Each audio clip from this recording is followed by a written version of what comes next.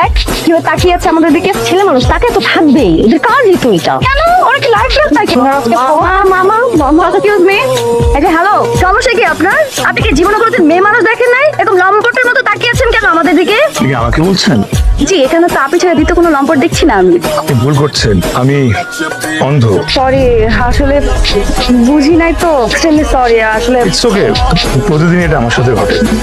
আপনি কি দেখি এই উনি তো আমাদের সাথে যাচ্ছে, আপনি আমাদের সাথে যাচ্ছেন তো? পড়ে যাবো না তো? না না, এই যে চলে আসছি। আপনার শরীর খারাপ? না না না, উনি হচ্ছে অন্ধ, চোখে দেখে না তো, এই জন্য নিয়ে যাচ্ছে একটু বাস পর্যন্ত, আমাদের সাথে উনি যাবে। চোখে সবই দেখে, আরে ও বানাইছে আমাদের বন্ধু আত্মার। ওরা তো দেরি করলি কেন? একা বড় ছিলাম, তাই ট্রিপটা নিজেই শুরু করে দিলাম।